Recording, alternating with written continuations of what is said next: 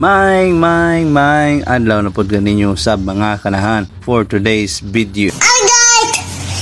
Mag-rescue me dinay sa cone crusher amuan ang list sa simbolon kay naguba man.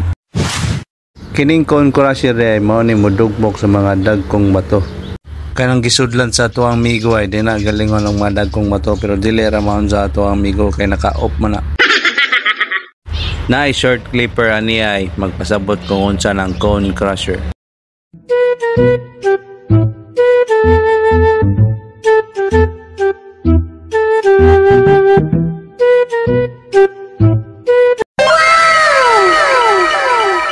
Pagka humagdugmok dito sa cone crusher, dinhi na po na siya magawas sa conveyor belt ngadto padulong sa ibabaw. Dito mabahin-bahin sa kadaghang klase sa mga aggregate. Deser na ko ipadayon ng content karong adlaw. Mag-shoutout sanay ko sa mga nag-comment atong niagi nga video. Shoutout sa mga classmate nako sa una sa engineering. Shoutout Lloyd Galipuso, Brodex. Shoutout bro Lucky Don Hunabia Miho. Shoutout Neil Pordiliaba aka Iko Watashi. Shoutout po sa ako mga supporters Barek Rexan Puentes. Shoutout Ivan Paranguay. Mao ni usa sa mga rason nga ganahan kay ko magama og content video. Nice. Naabot na gyud ang clear nga mo ang gipaabot. Mao kini mobira sa cone crusher aron kini maibot.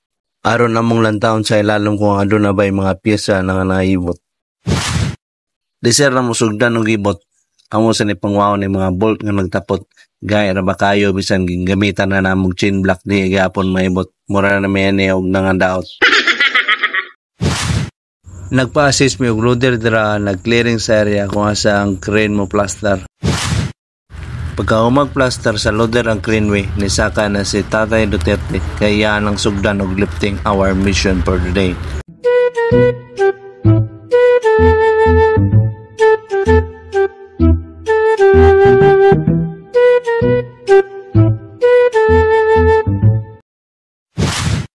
Gisugdan nagbira sa crane ang imbodo kay hapit naman paniod to. Ayaw na paglangan laron dili ta mapas mo aron dito makakaon na tag adobo.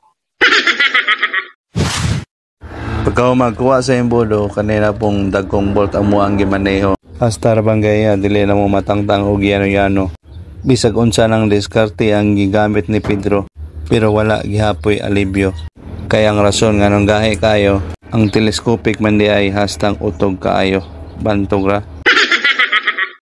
Kung wa maabot ang chip mechanic at tan mi anig tibok adlaw ang yapoy bolt nga natangtang. Mao to pagkauman gisugdan naglifting ang crusher. Gikaluyan ra pod kay ang bolt natangtang ra. Kaming katangtang sa bolt hapit na ang surrender. Pagkauman sa crusher kaning cone na pod iya ang gibira. Mao ni siya ang tigaling sa bato. Katong gipakita nako ganina.